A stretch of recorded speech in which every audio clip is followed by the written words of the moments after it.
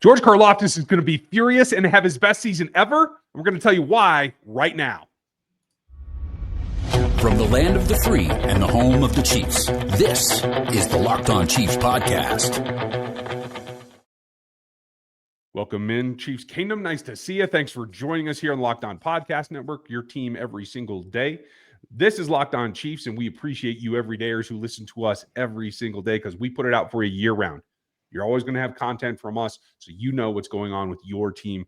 The everydayers, the logos, as we call them, are on the text line and always there and always listening on all the platforms. We appreciate you very much. The text line is 816-357-8781, and you can see us on any video on YouTube. Every episode is available. You can find the audio on every platform as well. So super simple. If you're new to us, Chris and I have been doing this show together for 9 years. We've been covering the team a couple years beyond that for each of us.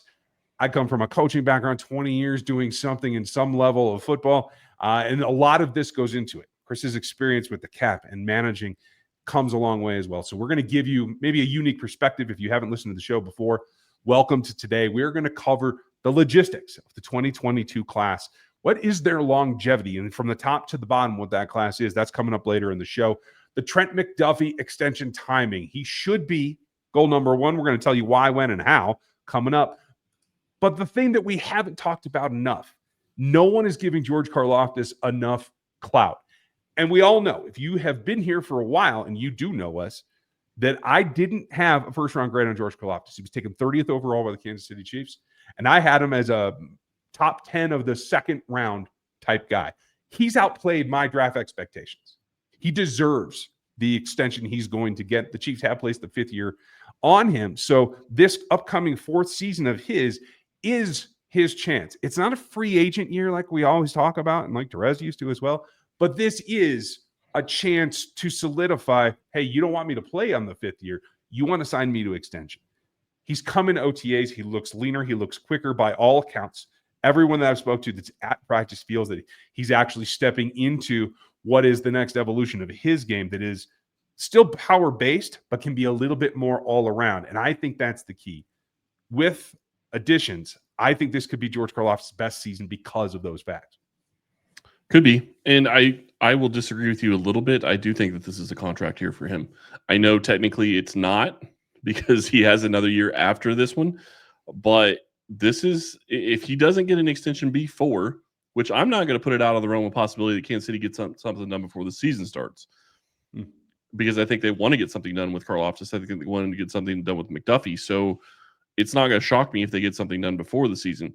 But to me, this is his best chance to get a big paycheck in the next year. Because if he doesn't get that this season, he's already under contract in 2026. They already know what his cost is going to be in 2026. That can be rolled into the contract that they would give him. But it's also a situation where if he doesn't do well this year, it hurts his negotiating power, which I don't think that's going to be the case. But I do think that he's going to be looking at this season as this is how I go out and I go get paid. And Kansas City is going to be the one that wants to pay me because they know what I can do. And Kansas City, while I think they also want him to be able to have that type of contract here, in some ways don't, because if they want him to be in Kansas City long-term, they need to sign him now. And let's not forget, he's still young. That's the crazy part about all this is you're looking at a situation where he's 24 years old right now. He was 21 when he came to Kansas City. He's 24. He will be 25 in 2026 and still at least have probably a good 5 years left on him, if not more. The second contract should be the goal here because I agree with you. Then he would get to the third, 28, 29, depending on the birthday and that kind of thing, where then you can actually ask the question. But you're absolutely right, because if they mess around and they don't get anything done, and he has what I think will be a career year now with the distractions of no more Omar coming on. Omar, I'm not trying to say that he has to make the difference for George, but with Chris, Amenahue back and healthy, Dana, FAU coming around, like I do think it is going to be more of a compressed front that will allow him to have a few more one-on-ones. And if he is coming off the ball quicker, if he can sustain that ability to pressure quarterbacks in a slightly different way and really catch tackles off guard, he should have his most productive season going into next offseason where they got to sign him, or else if they let him play on a 5th year with nothing after that, then he could just absolutely blow up. For the team's sake, they want to get this done earlier as well. I just don't know if they can finish it without the trade thing falling like we talked about yesterday. The trade thing definitely needs to fall. And the bigger thing is to me, and I know we're going to talk about this in the next segment, but while I want Karlaftis here for the long term, I want Trent McDuffie here longer. So to me, you have to get McDuffie's deal done, and you have to at least have parameters. Like, you don't have to have the deal 100% done, but you have to have at least an idea. This is the parameters of what McDuffie's deal is going to be before you can do a deal with George, because you can't put yourself in a situation where you get George done and then you can't do Trent. That's not the situation you want to be in. George Karlaftis is definitely the 1B, I agree. But if we steer back to him, it should be a lower impact contract as well. I don't think he has earned enough compensation to have a higher contract than Trent McDuffie. So while it is the secondary, I think it's going to be a lower total value contract. Maybe. It's hard because defensive end is paid so much money, and McDuffie is going to get paid a ton. And I don't know. The problem is you now have a defensive end, and I want to be 1,000% clear. I'm not comparing Karlaftis to Myles Garrett, just so I'm clear here. Yeah, let's not. But you have a $40 million a year defensive end. That's the top of your market. Corner is much, much lower than that. You don't have anything close to that. Who is the top right now? 30-ish, and that's not even real. Like, the corner market is so much lower when you start looking at let's see, the corners. The average, the biggest per year right now is Derek Stingley Jr. And I don't remember the ins and outs of that contract off the top of my head, but I do remember that that's not a real number. They did some moving around of cap. The closest one that we would really talk about is JC Horn at $25 million a year. So, I mean, you're talking about a $15 million a year difference in those position groups with your top end players. And that is going to bring everybody up at that position of defensive end compared to where the corners are going to be, even with McDuffie being one of the best in the NFL. Where would you put Karlaftis? I mean, is he in the top 20 at defensive end? He's pushing that. I don't know statistically. I want to say he's 18th in my matrix of production, but that's probably my perception as I dig deep. For the rest of the league, probably not in the top 20 yet, but he's got 24 and a half sacks at this point. If you look at who's been productive in terms of producing pressure and sacks, he's alone in this group, and he's up there with Aiden Hutchinson. So that's, I think, part of the math as well. To get George done, I think the Chiefs need to make it a priority to beat Hutchinson to the table. That's probably their end goal in order to keep that from happening. Well, and okay, so looking at the contracts really quick, you look at the defensive end contracts, the top 16 are all paid over $18 million a year. Yeah. So,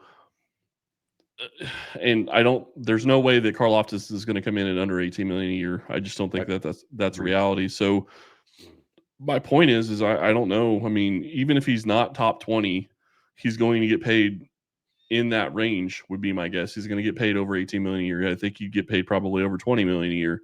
Yep. So where are you going to go with that, and how's that going to fit into everything? That's the big question. And the better thing for Kansas City would be to get at least one of the deals done, so you can start some of that cap space hitting before both of them end up hitting. But maybe they're going to do both at once, or maybe they'll do neither. I don't want to be in the situation where neither get done. That's the problem. Right. Yeah, that's the absolute worst scenario. But the worst scenario would be Trey not getting done, McDuffie not getting done, and Karlaftis. Sorry. Right. We were just talking about this class. So, Trey aside, we know that has to get done. But the timing for McDuffie is going to be really critical as well, given what that market's about to do. And I think that's going to be maybe the bigger tripping point. We're going to talk about Trent McDuffie next. Did you ever open your bank account and wonder, where did all my money go? Between dining out, online shopping, entertainment, it's easy to lose track. And that's where Monarch Money comes in. It's your personal CFO giving you full visibility and control over your finances. Monarch Money isn't just a budgeting app. It's a complete financial command center. You can track all of your accounts, investments, spending all in one place so that you can stop managing your money and start building your wealth. Everything is in one spot. It's super convenient. You don't have to do multiple apps. You can go one place and get everything done that you need to know for your finances. Take control of those finances with Monarch Money. Use our code LOCKEDONNFL at monarchmoney.com for 50% off of your first year. That's monarchmoney.com, code LOCKEDONNFL, all one word, for half off your first year. Now, I like where you were going in the last segment. If you want more Chris's concepts, go to KC Chiefs Corner, and you can find mine at NFL 33 and RGR Football. I just want to balance this because I agree Trent McDuffie is the priority. If you could only have one, I agree it would have to be McDuffie. But what I'm concerned about is, as we were talking about the wide receivers yesterday, as their contracts start to expand, I think the natural next step is that the cornerbacks are going to come up as well. So that explosion is what I'm like kind of waiting for. Whereas I don't see the pass rushers continuing to evolve higher and higher and higher, right? Like they've kind of taken that leap already is the way that I'm reading it. So I agree with you on George's numbers roughly. I think Trent might come in higher. I think it's likely that he'll come in higher, especially if he can take his game to the next level this season. Like I think that he can. He's already had a couple picks in OTAs, not that those matter, but his first couple just started coming. In fact, we'll cover the rest of the cornerback group here in a little bit, but if he takes a step forward again, I think that puts him into the upper echelon, top 5. Oh, do you think that Trent McDuffie can get to the top 5 corners in this league? Can he? Yes. The question is where does Kansas City see him? I know where Brett Veach is going to be arguing he sees him, because when you start looking at the cornerback market, he doesn't. While McDuffie is fantastic, he doesn't have the turnovers, and that is going to be something that's going to be used against him in negotiations. It's just reality of how this business works and how it's going to go. Is that something that I think is going to be a sticking point? I'm not sure. I do think that he has the ability to be a top 5 corner in the NFL. I think that he has shown that he is still getting better, and there are some things in his game that he really struggled with early on that he's gotten better at. So, the other thing is he's a little bit – he had a little bit of physical limitations when you start looking at height compared to what some of the, some people liked as height for a corner, and arm length, even that to an extent. So showing that he can overcome those things, and that his skill set and his ability to read and his ability to react make up for his lack of standard measurements.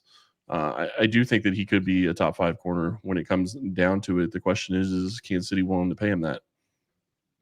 I think they're going to have to be, and I think they will. When you look at what Jerry Sneed was for his time, the production that he had, I think you are right that the one category Trent McDuffie needs to up his game is the takeaways. But other than that, I think if it wasn't for injury, they probably would have been willing to pay Jerry Sneed as well. It's just that I think what we've seen in the aftermath is that they didn't feel that health was going to hold up for him. And in the end, they've been right to this point. Yeah, and I would say that that's probably somewhat accurate. I think the other the bigger difference to me is that L'Jarius Sneed's a little bit older than what Trent McDuffie is. When you start looking at how this is going to play out, McDuffie is 25 right now. Sneed is what, 28? I think so. So, I mean, you're looking at somebody that's making, he's 28 right now. So this would have gone on 2 years ago. So he would have been a year older. And the injury, I'm sure, played a huge part. And Kansas City knew the injury better than anybody else. And obviously was able to get a deal done that benefited them and benefited the team. So kudos on that.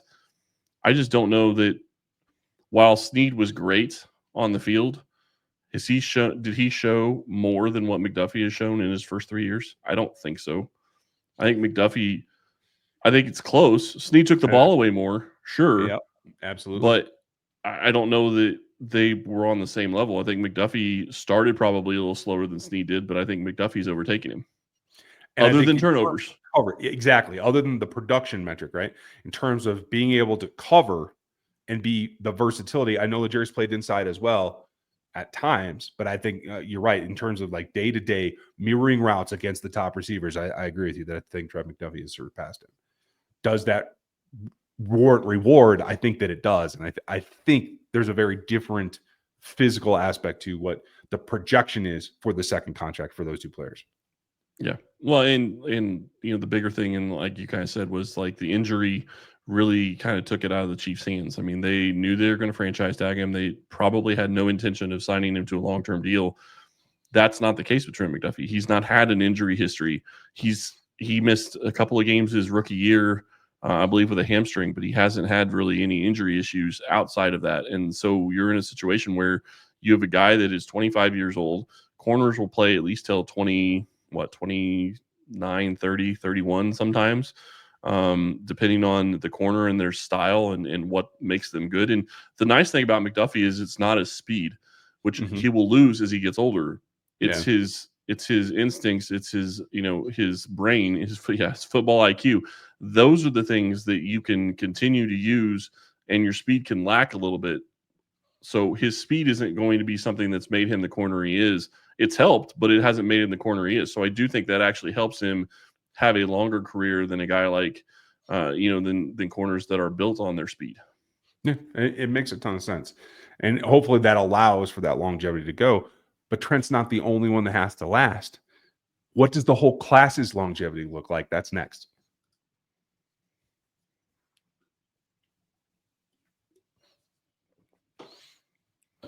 I love the aspect of team building when you have to look not just at this season, but the width of a career, not just even a first contract. If you guys want more, you can find that kind of stuff over at NFL 33 and RGR Football, and check out Chris over at KC Chiefs Corner. Now, this class is unique, right? It's a big class of draft picks. We know that almost all of them are still participating, and that's important. The value that Brett Veach and his staff got in the 2022 class is epic. Obviously, the 2 first-round picks are going to be top of the conversation, but there's only one player that was drafted that is no longer in Kansas City. Darian Kennard was, I think, a reach at the time. I think they thought that there was a worthwhile experiment, but it didn't work out. No longer in Kansas City, but everybody else literally is. And George maybe has the flashiest stats in terms of the sack production. Next to Chris Jones, you need to have more than that, right? If you had to guess, who would be the next best producer currently on the roster, not in the 2022 class, in terms of sacks outside of George Karlaftis and Chris Jones? For Kansas City or just in general? For Kansas City. Dana? Yeah, good guess. I think a lot of people would not guess that. And he's 2 years older. So you could see like just how important not just getting George signed, but getting some help for him is as well. And there's not a whole lot of other pressure that came in other classes. George has clearly been there. But what has happened is that the DBs have continued. The Fab Five that came in that include Brian Cook, Joshua Williams, Jalen Watson, and Nazeeh Johnson. Nazeeh and Jalen being 7th-round selections along with Isaiah Pacheco. They are still that core group that's here. And we just talked about them last week about in terms of who we think might be on the outside of the roster looking in this time. But on the offensive side, with Sky Moore and Isaiah Pacheco being the upfront top ones along with Kennard on offense, that seems a lot less stable. Obviously, Sky Moore has not been able to live up to his draft stock as a number 2 overall, taken 54th. I don't expect him back, but I do think he has a chance to catch on somewhere else, even as a punt returner or something else. So in terms of the longevity in Kansas City, I think that one will come to an end, but I do think he has a chance to go on in the league. Do you think so? I don't know. It's hard to know until you get him out there and you see what he's able to do on the field. I really don't know. I mean, his problem is even when he was on the field last season, he didn't produce. And that's a problem if you can't produce when Kansas City was struggling so much at that position when he was playing last year. So that's a big problem. Like if he's able to get in with another coach that maybe is able to work with him better. And this also goes back to an extent. And one thing that, we've talked about the wide receivers and we feel pretty comfortable about them. But one of the things that I haven't enjoyed with this roster lately, or really the coaching staff, is the wide receiver coach. I don't think that he's done a great job of developing players. And I'm not saying that would have changed with Sky Moore a little bit, but I do think that maybe a different coach could help him and maybe get him to a point where he could produce something in the NFL. But he hasn't shown his skill set. And He has to have a quarterback's trust, and he doesn't have that with Patrick Mahomes. And I don't know that he can gain it this year. And so to me, it's going to be one of those situations where he's going to likely have to completely reinvent himself. Yeah, I agree. And if he can do that, I think he has a chance to move on. If he can't, that'll be the end of the road. Now, we have players in this class like Bryan Cook, like Jalen Watson are projected starters. And when I say starters, I mean like top 3 corners, right? So Jalen would be 3, along with Trent McDuffie. Clear, fine. I don't even think we need to go over them. But the guy that we don't talk enough about, I think, and in the last draft class since 2022, he is, by my account, the second best producer of pressure and sacks on the quarterback, and that's Leo Chenal. Yep. And obviously, he has a penchant for some big plays and special teams as well. I expect his longevity with this team to go on. I expect him back. I think he's got a brighter future. Quite frankly, I think they kind of ran out of road and they didn't expand his role enough last season. He's almost caught up, and in the same time, Willie Gay produced nearly very similar numbers. Willie was a little bit ahead, but I think Willie had more opportunity as well. In terms of linebacker draft classes, I think Chenal's right at the top of what they've done since Andy Reid came to town. Yeah, and I think that is a deal that they need to get done as well. I think that it's especially it's going to depend. Obviously, we want to see them get a deal done with McDuffie and Karlaftis, but it's not going to shock me if they don't get either of the first round picks done and they get a deal done with Chenal. Because I do think that they look at him as a core type player that can come in and give you. He doesn't have to be a every down linebacker, but he can still add value to your team with the different things that he can do at the linebacker level or at defensive end, wherever you want to line him up, or even in the backfield at times. But don't forget, he also has a place on special teams and has been a huge contributor in special teams.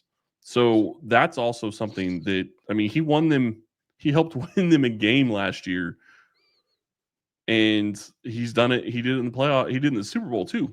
So not enough can be said about his contributions there. I agree. When you look at the rest of the group, obviously Bryan Cook's going to be a starter this season. I expect he'll probably be back on a low-end contract. I don't think he's going to have a huge market. I think it'll probably be a situation where once his contract's over, they allow him to go see what the market is, and he'll probably come back. I think that they've made investments, obviously, in Hicks, Shamar Connor behind him that will still be under contract, so you could move in that direction, and you don't have to have him. But I feel like Steve Spagnuolo has a connection there, and despite what people were disappointed in Cook last year, as I was at times as well, I do think that he is likely to not only continue to play in the league, but continue to play in Kansas City. And that brings us back to the DBs, with Joshua Williams, a 4th-round pick, being outplayed by Jalen Watson, and at times Najee Johnson as well, both 7th-round picks. Yeah. I think Jalen has a future in Kansas City and definitely in the league. I think both Najee Johnson and Joshua Williams will go on in the league, but possibly not in Kansas City. I would say really quick, since I didn't get a mention, I think that Cook could probably be, I think he'll be in the NFL, but I don't know that it'll be in Kansas City. I will not be surprised if somebody gives him a decent starting safety contract and Kansas City has to go younger because they need to pay somebody else. So that would not shock me if he's not in Kansas City. He's going to be playing in the NFL. He has the skill set for it. But I also think he's going to have a better year this year than he had last year. I think that, getting another year removed from his injuries, I think is going to help him. So I expect a bigger year this year. Plus, he's also in a different role, and he's more in a leadership role at this point. So he's got to do a little bit more just based on that. So I do think that he's going to be continuing on in the NFL, maybe just not in Kansas City. When it comes to Williams and Najee Johnson, I do think that both of them have, Williams in particular, his measurements. We talked about McDuffie's measurements in the last segment. Williams's measurements are what you want from a corner, but the skill set hasn't gotten there. So I do think that he's going to get an opportunity in the NFL to continue playing because of his skill set, because of his measurements, not necessarily his ability to play the position. Najee is a question mark. He has really struggled to stay healthy in his career, and that has hurt him to an extent in his ability to develop. And if he can't stay healthy, it's going to be hard for him to be successful in the NFL. And maybe he can be a core special teamer for somebody, and that'll make you, close to $1 million a year. And that's plenty of money for a lot of people. And that's great. I tend to think that it's not going to be in Kansas City, but I mean, because you look at who they have. McDuffie's going to be back. Fulton's going to be back. if they bring Jalen Watson back, there's 3. Plus, you have Noel Williams, who just drafted. I have a hard, and Christian Roland Wallace. I have a hard time believing Najee and Joshua Williams will be in Kansas City after 2025. I agree, and that's okay. What I find really, really intriguing, though, is this is the biggest draft class the Chiefs have had under Andy Reid and Brett Veach in particular. 9 selections in that draft class. And we're talking about not just that they stay in Kansas City, but that they continue playing the league onto a second contract, right? That's kind of my criteria, even if it's not in KC. We're talking about 7 of those 9 players making it to a second contract in the league. That's incredible. It's the best draft class that the Chiefs have ever had, in my opinion, even though you have Bolton and Creed and Trey and Noah Gray in the previous class. That was 4 out of 6, right? So with Kendo and Powell not making it, still a better percentage in 2022 and more volume of young contracts that have continued to participate and will continue to play in the league. Yeah. And I mean, you look at that entire draft class, it was a phenomenal draft class, and it was a cornerstone of how the Chiefs built a Super Bowl contender for as many years as they did.